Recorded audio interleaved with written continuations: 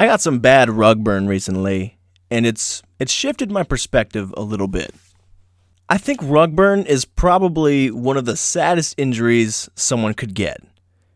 And that's not because it's to be looked down upon, but because it's almost like a betrayal in a way. You know, how could something so soft, it's so beautiful and graceful, something that we could trust in our own homes beneath our feet, can hurt us? You could just be getting real close.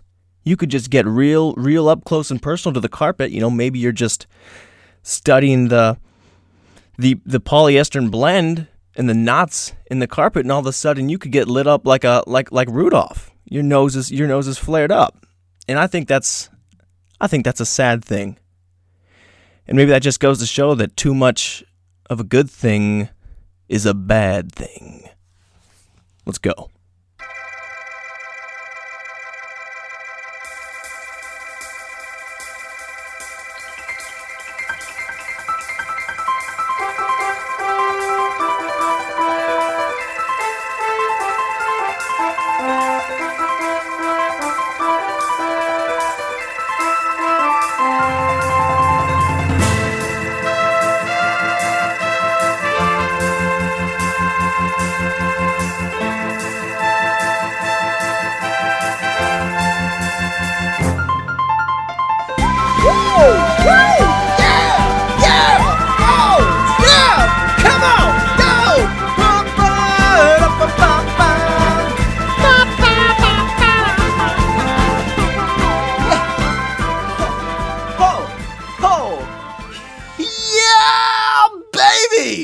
What is up? You know what? Maybe that's a little bit too much energy to just roll into your second episode of the podcast, but guess how much I care? Not at all. Like very, very, very little. You know what? They said we couldn't do one, and it was done. They said I couldn't do two. It's about to be true. Okay? Welcome back. You know what? Oh, sorry for the bumps. I'm just trying to manage exactly what I'm going to do here.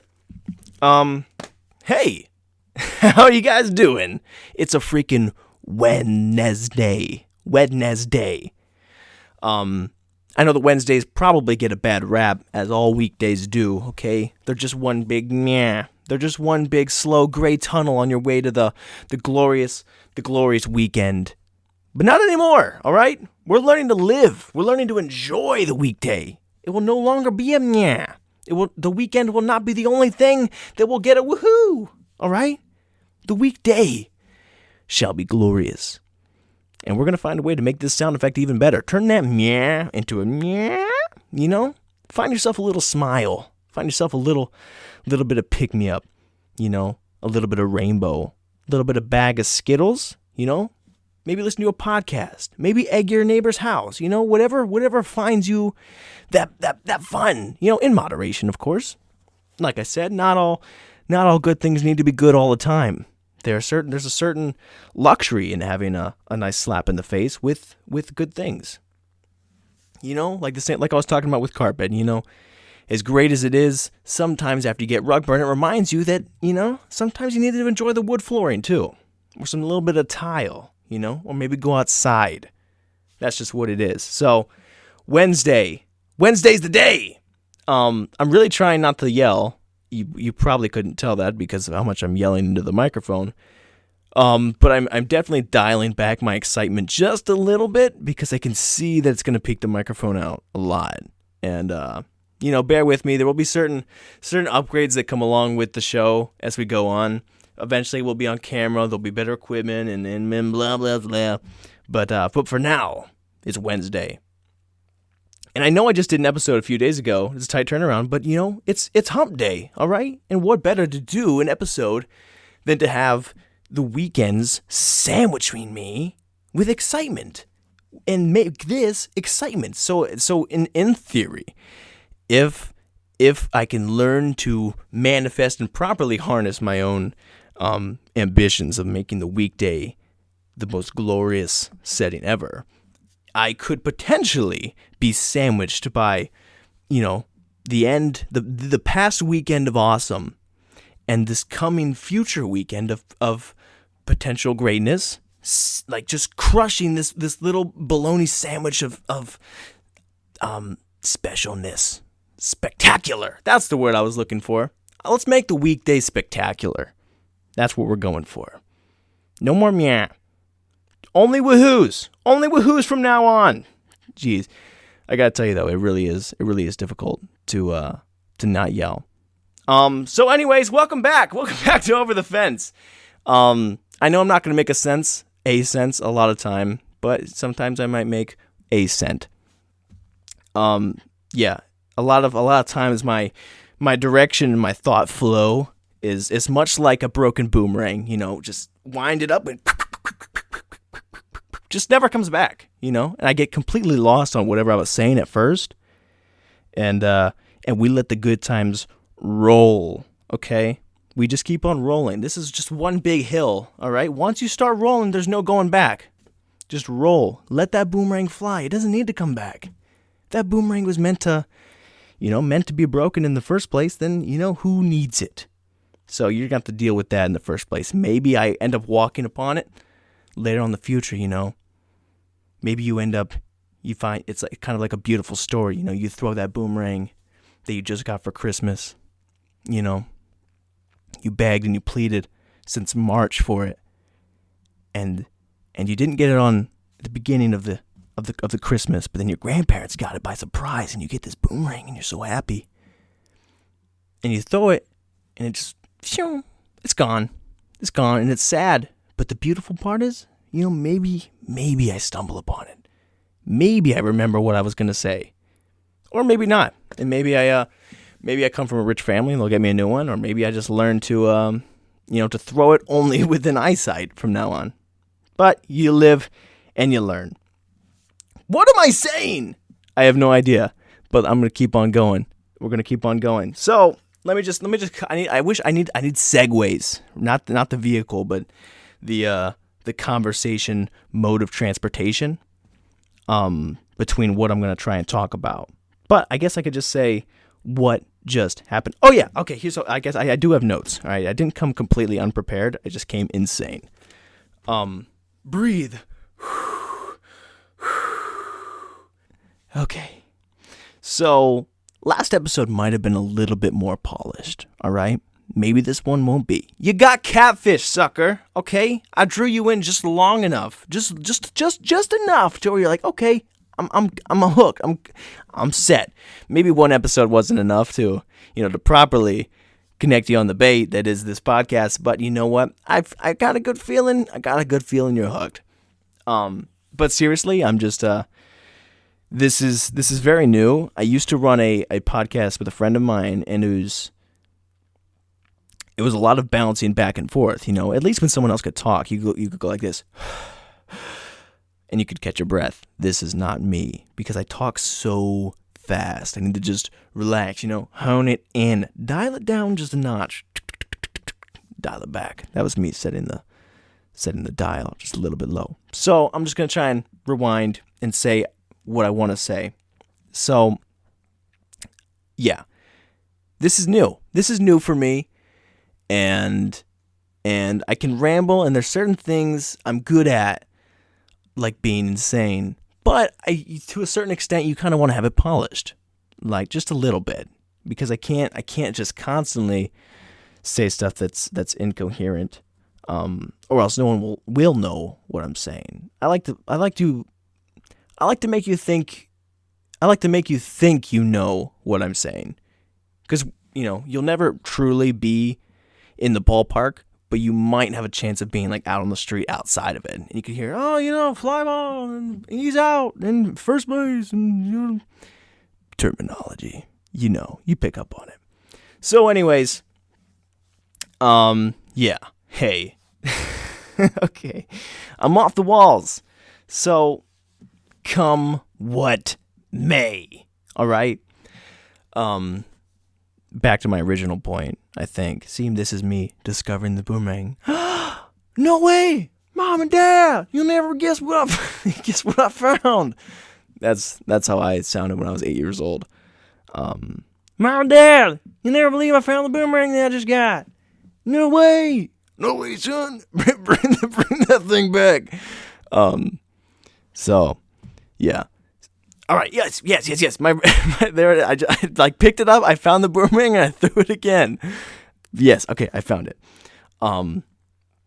So originally, what I wanted to say for the very beginning of this episode, I wanted to mention. So I listened back to the first one, which is very polished, except for one little tiny flaw. When I was mentioning, the summer stories about how I had this beautiful skateboarding moment and gravity picked me up and hurt me. And my feelings, and I had to go to the hospital. And I meant to say the doctor, but I accidentally said the dentist.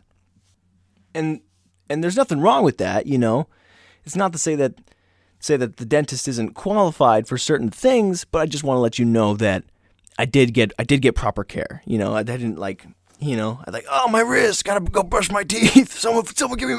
Are you okay? Get me some mouthwash. No, I did get proper care. Everything is okay.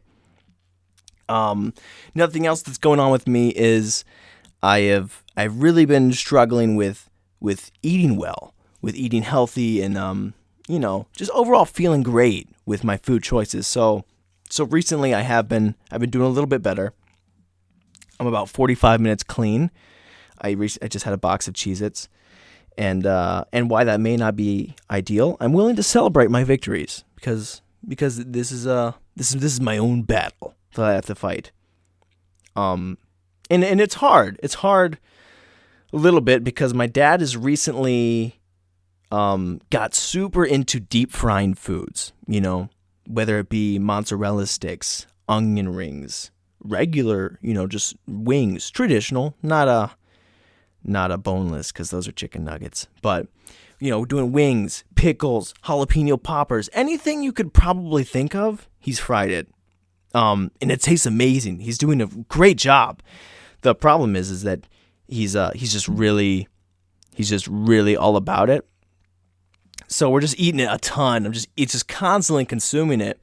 And my dad and I have both found recent passions, I guess, because he's found a new love of cooking, and I've found a new love of putting on 30 pounds. So it is what it is, but it's I'm really trying to find my way here. But you know, it is what it is. We'll find out. It's just the Italian in me. That's what I try to blame, because that's just what's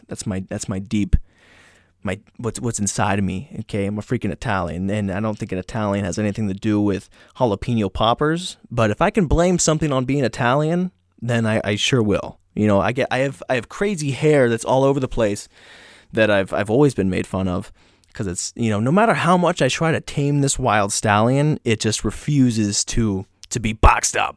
You know, you have no idea how it is to be Italian unless you are an Italian. But even so, my hair is out of this world. All right, it's not all spaghetti and meatballs. It's not easy. Sometimes you gotta deal with the hard things. Sometimes my hands are stuck together like I'm trying to just give little dashes of mozzarella, or you know, a little bit of other, you know, Italian ingredients. I'm not a cook, okay? I just eat the food. Dang it. So truly, if I can blame anything on being Italian, you can rest assured I will take the shot. All right? Including my ability to do segways as of late. They're all over the place. I come up with these little things, and you want to make sure that it's the right little tunnel, the right little avenue I can get to subject to subject. It doesn't always flow as nicely. Like, I have all these ideas, and you're written out, and you're like, oh, this is going to be awesome. This is going to go this way. This is going to go that way. This is going to be so cool. Doesn't always work out like that. And that's life. Okay? Sometimes your ideas do not always work out as planned. Sometimes your ideas just aren't as awesome as you wanted them to be. You know, for the longest time, here's a true story for you.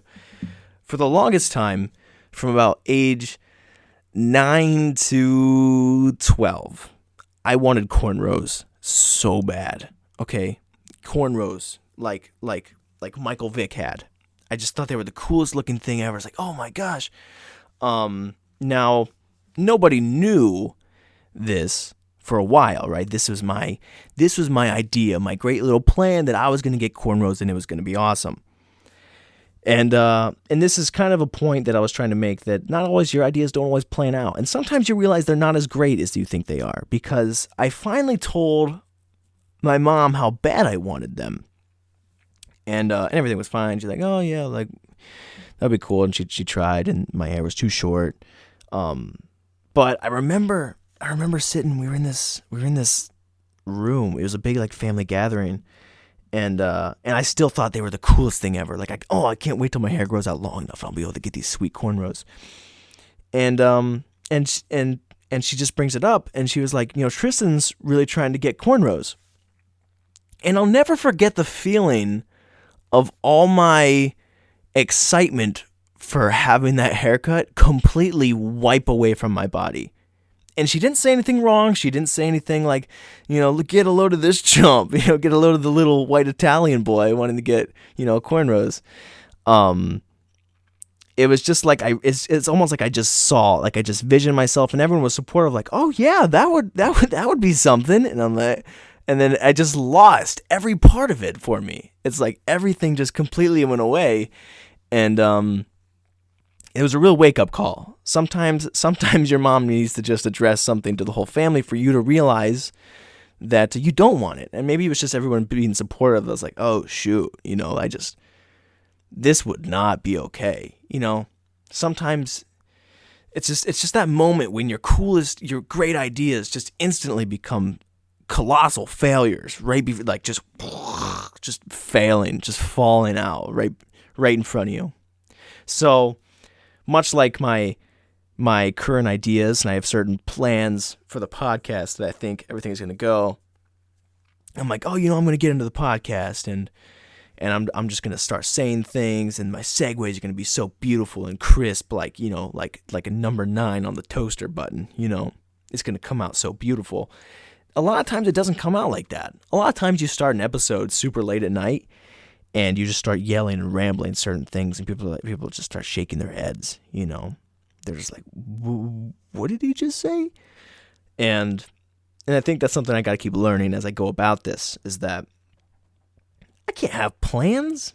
How am I supposed to plan out, this completely improv hour or whatever like that? There's no way I can plan. I can't write a script, a week, an hour-long play. I got to let it be what it's going to be. And you guys are going to have to enjoy that. Come on, May. So, it is what it is. And I hope you do enjoy it. I think my biggest problem is definitely just the segues. And that's something I have to overcome, is me planning my own way of getting there. Maybe I get there by bicycle, maybe I ride a scooter, maybe I call an Uber, maybe a very, very large pigeon comes and carries me there. I don't get to choose. There's no way. You can't craft it. There's no way to figure out how you're going to segue from place to place. So I think I'm literally just going to make it as bland. We're just going to start at the beginning. I'm just not going to care. I'm not going to care. That's not what I mean. I'm going to let go. Right. Like I said at the beginning of the first episode, I need to stop worrying about it to be perfect. And a lot of that was me trying to craft it to be all right. But this one, I keep getting all these things. You're like, just go with the flow. I got to live in that. I got to live here. I got to live in the flow, do the wave. I got to be the little air dummies outside of the car dealership. That needs to be this podcast. So I need to start at square one is what I mean. I need to just let it be. If I have certain notes, certain things I want to hit on, I'm just going to get right to it. And if I figure out a segue in the meantime, then sure, you might not even notice. You might think it wasn't planned at all. But if I don't, you're going to be like, where did that come from? So that's kind of what it's going to be.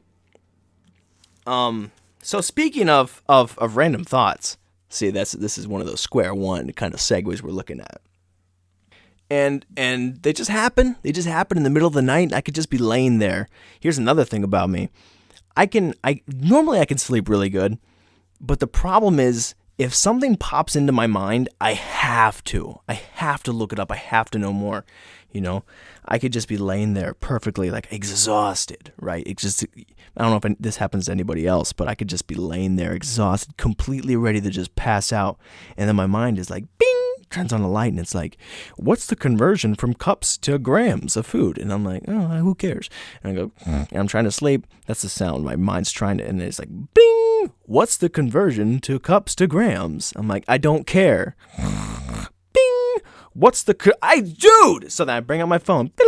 What's the conversion to cups to grams? A cup is equal to 201 grams. Okay, great. Bing! Is Betty Crocker a real person? Okay, you know what? Bing, ding, ding. Surprise, new flash. She isn't! Betty Crocker isn't real. How ridiculous, all right? We're basing our entire kitchenware and appliances off a fake, a fraud. You're fraudulent. You're fraudulent, Betty. I can't trust you. What was I talking about? Boomerang, random thoughts. Okay, found it. So, my recent one, at night, this wasn't something I could Google, but it was just a random thought. I don't know why I went on that whole tangent about whatever. But now you know more about me, right? So now we're best friends. Hey. Yeah, so anyways, I was thinking about restaurants. How come that most, like really, really nice restaurants, like Olive Garden, has like dim lighting? You could go to a Wendy's or a Dairy Queen or a Burger King or anything, and it's all got bright lights. They're not afraid to admit and let you see what you're eating. They know it's not great for you. They know what's in it, but they let you see. And I'm starting to think maybe that's why they're so popular to begin with.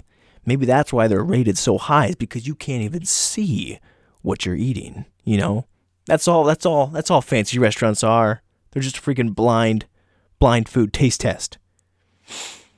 And I'm on to you, okay?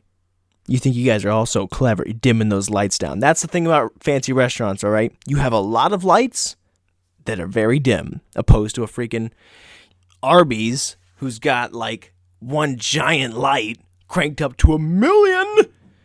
And it's just about as cool as it can get, because they have no shame. They have no shame, and they know, and you're going to come and you're going to love it. But fancy restaurants, on the other hand, all right, if you have to turn the lights down to get people to eat your food, I think it's time we all start questioning things here, okay? So that's all I got to say on that. You're welcome. Another point I was going to say is that tomorrow, it is officially 100%. Actually, I guess it already was fall. I already mentioned that in the last one. But, I think October and November to a lot of people is what they consider fall. Mostly, I consider fall to be the point where the ice cream man stops coming around. And that's usually around like early September. Just about as soon as people go back to school. Then that sucker, he bails. That creepy little weirdo. How weird is it? If you really try and dissect what an ice cream man is, try and explain that to somebody from the olden times, that we got this dude, all right, we have a middle-aged man driving around the neighborhood, playing some creepy music, luring children out as they start throwing money at him so he can give him some weird form of milk on a stick, ice cream, okay? And we pay him for that. It's kind of weird when you really, really, truly get down to it, but gosh darn it, that ice cream man brings joy. All right, as creepy as it is, when you hear that music just echoing throughout your neighborhood, even to this day, I just freaking run out there. I just run out there like he's my hero, and I want his autograph, and I just start dumping money. I break all my piggy banks open because. At the end of the day, as weird as it is, the truth is that we, we'll dump money out and we'll look the other way for snacks, for beautiful treats in the broad daylight, that is, because even the ice cream man will keep his lights on, The ice cream man doesn't have to deliver ice cream in the dead of night. That would be way, way more on the line of questioning things. But, he does it in broad daylight because he's not afraid. No shame. And we have no shame in dumping our money on this guy because he's delivering the goods of the world. Celebrate the ice cream people, no matter how weird they are. Big old high five to those guys. So, those are my thoughts on that. I can't remember if that was a weird thought or if that was where I am. I'm so tripped up, honestly, completely and truthfully. And maybe that's a sign that I need to bail out. But, at the same time, I'm just working on my Segway game. If I could, if no one would mind, I would just like to take one episode and I'll just keep redoing the same exact Segway over and over and over again. Like, my next point was I wanted to mention that my little brother just got his license yesterday. And I was just going to mention the point. I wrote that down because the crazy course of the thing was super weird, but now I'm realizing there's not a ton to talk about it. But it was something I wanted to work on my segues too. So let me just try and do that for a second. So, hey, Ice Cream Man, hope you passed your driver's test. Oh, speaking of driver's test, my little brother. See, that wasn't that bad. That driving man loves little kids. Speaking of little kids, I have a little brother, and he just got his driver's test. That was not too bad. A little weird. What else do we got? You know who else loves ice cream? My little brother. He got his license yesterday. Thank you. So there we go. That wasn't too bad at all. So, pick your three. I'll just have to work on those here and by. Yeah, but he got his license, and that's all I'm going to say on that. I remember when I first got my license. Here's a little story. More stories, diving deep. So the whole experience for my stuff going into it was a lot interesting, different. I had one weird thing where I was driving with the guy, and he started telling me the deepest heartbreaks he'd experienced the night before. That was cool because I was, 16 and I had no advice for him. This guy's 35 and he's like, who needs her?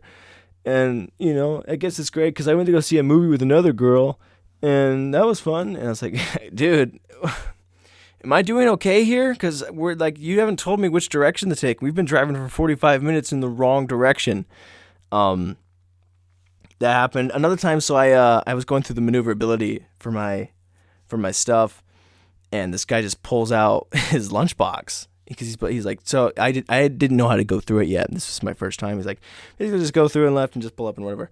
I'm like, okay, cool. And he just pulls out and he starts offering me his snacks, and a very nice guy. They were just a little bit unhelpful with it. So my driving coaches and even with my dad it was just funny because he was my dad had a different method of teaching. So because you're kind of nervous. You know how you are when you first start driving.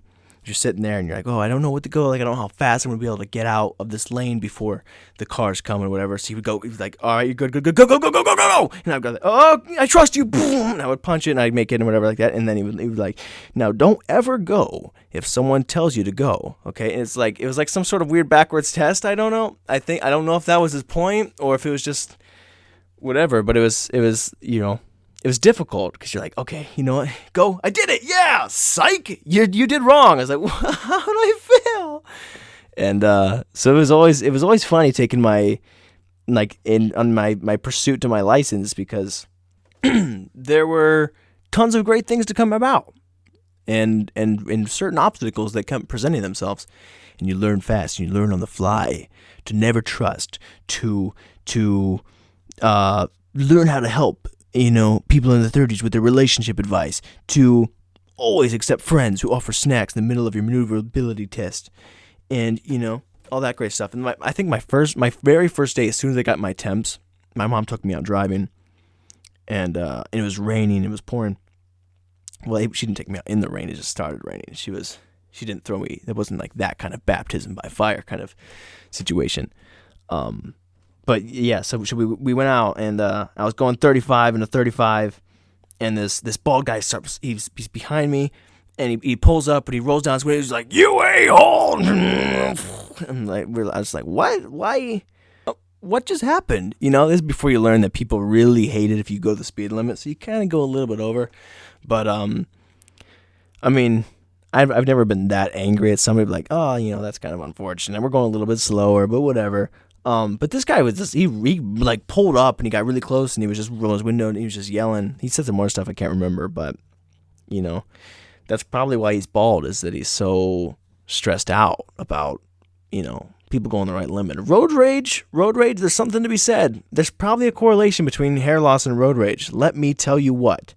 Luckily, because of my Italian genes, I will never suffer such things, no matter how angry I get. See, you know what? There's a good thing to come about being Italian. It just goes to show you that even too much of a bad thing, there is good things. It's a complete opposite. You see that? It's a flip. It's almost like a poetic mirror. You know, it's like flip, like two sides of the coin. And some's good. You know, you get it. Whatever. Being Italian, all crazy, all the kinds of stuff. Working on your segues, people. That's the moral of the story. Thank you so much for tuning in to episode 2. It's late. It's super late. Maybe that has something to do with it. Like I said, I don't know. I'm just, you know, I don't know. And that's the beautiful thing about knowing, is you don't always have to. That's going to be it. That's going to be it for episode 2. Thank you so much for tuning in and sticking with the wildness and the weirdness. Sorry you're kind of stuck on the hook. You know, again, it's just one big fat catfish. You know, you're already hooked. I know you can't turn back. I know you'd probably love to. Let's admit it. You probably wish you could turn back.